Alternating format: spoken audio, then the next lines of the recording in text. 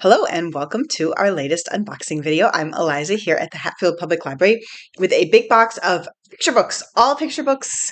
Some are board books technically, but basically all picture books like this cute little thing, Count to 10 and Back Again. A flip. Wow. Oh my gosh, it flips all the way around. I've never seen anything like it. Crazy, very fun. In the Neighborhood. Nikki Shannon Smith and illustrated by Tamisha Anthony. This first one didn't really have an author. It says Workman Publishing.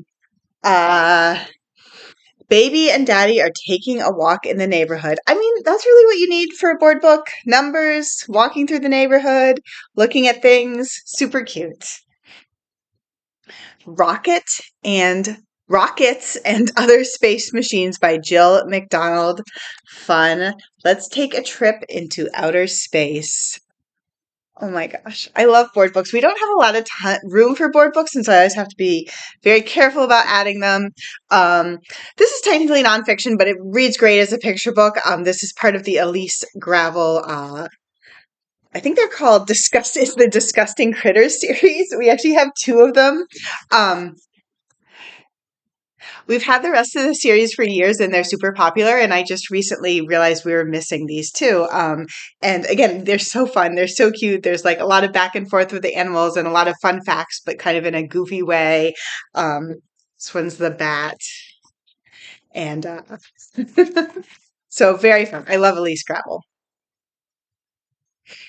We have something not that new, but a little bit different. So they're combining the Elephant and Piggy books into volumes. So if you don't want to have to worry about getting a whole pile of them, you can just grab one of these and then you have a 5-in-1.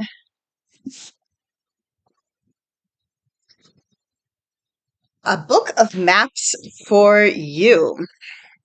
Lourdes, her, and Maxwell Eaton III. These are fancy names. And, interesting. It says, honors the homes we've left behind and those we have yet to discover.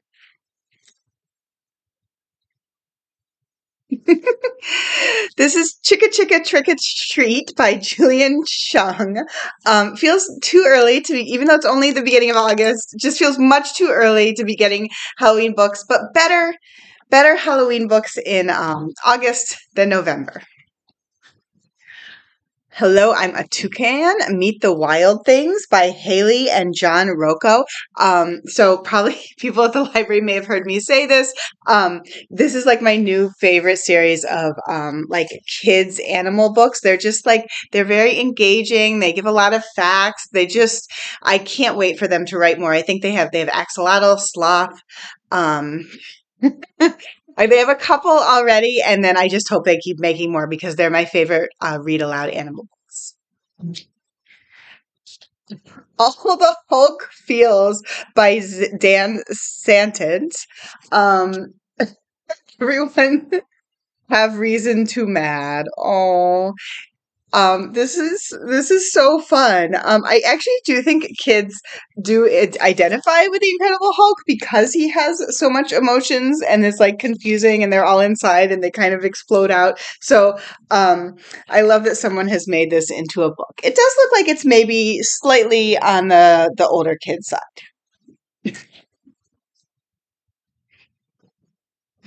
This is a replacement for a very popular Bluey book. 5-minute stories. These are a fun show to watch, but also fun to read them at bedtime. We have the Marching Band by Cale Tudor, illustrated by Kate Hindley. This is quite a marching band. I've never been in a marching band like this. Watch them march across the land. Wow. Oh my gosh, they're marching right into outer space. So that's fun. So Many Years, a Juneteenth story by Ann Whitner and Jerome Pumphrey. I guess this is the opposite of the Halloween book. Instead of early, we're late, but at least we will have another Juneteenth book for next year.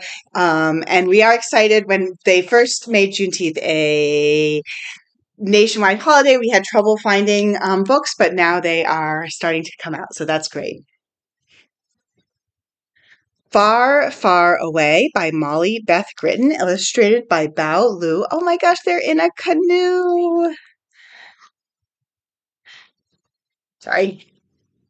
Oh, they're going on their first camping trip and they have to carry all their supplies in a canoe. Sounds like, this happens in real life. Camping trips can be really, really fun, and sometimes they're a little stressful. It can go back and forth. When You Go to Dragon School, this is by Chelsea M. Campbell, illustrated by Charlene Chuao. I love this cover. I love the dragons all meeting the kids and like looking at them. It says, "What is Dragon School?" Oh, this is about some kids. The human school is full, and so they get sent to Dragon School instead. That's a great concept. Also familiar to people around here who maybe sometimes the preschools are filling up. We're going to need a dragon school. Too Sticky: Sensory Issues with Autism. This is written by Jen Malia and illustrated by Joanne Lou Vritroff. So, so this is about a child who doesn't want to touch. I think a lot of adults will sympathize with this. It does not want to touch anything sticky and sort of goes through, you know, the late Tomie dePaola and illustrated by the very famous Barbara McClintock. Where Are You, Bronte? I think this is actually a sad story about him losing his dog. So I really love the that's like a great. I really love both Tomie dePaola and Barbara McClintock. So that's like a very powerful team. The Sleeper Train. This is written by Mick Jackson, illustrated by Baljinder Kaur. Oh, so fun! I would love to go on a sleeper train. It seems like such an adventure. I've never done it.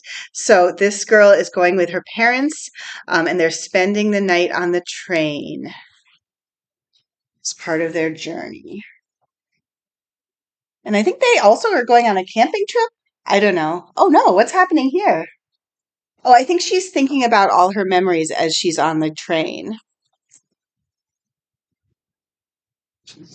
We have a Wild Robot picture book by Peter Brown. This is a spin-off of the very popular Wild Robot novels. Now there is a Wild Robot picture book, which I think is great because it's a story that I think that younger kids will also appreciate.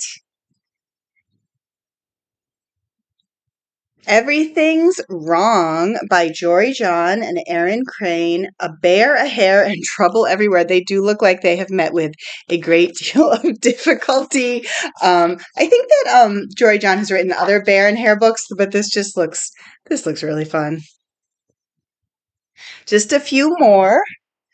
We have Everyday Bean by Stephanie Graegrin. Teeny Bean's Big Adventure. So cute.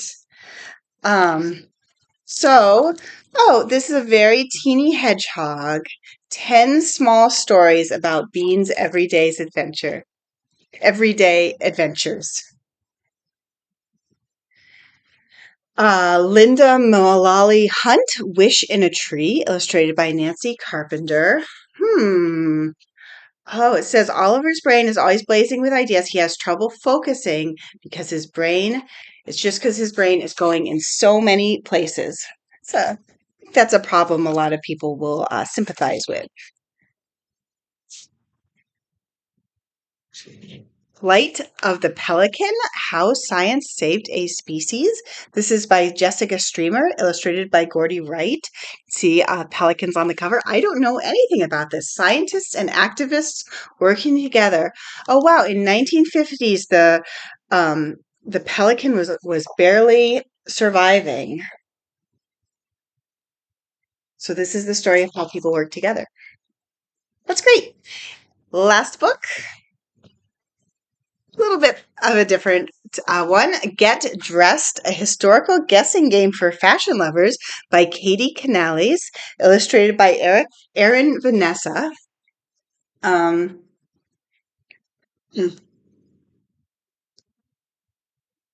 So it's sort of they look at like what they did wear, but also maybe what people think they wore, but they really didn't wear. So a little bit more for slightly older kids, but really fun.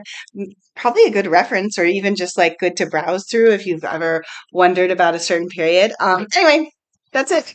That was my whole box of books. I'll be back soon with more.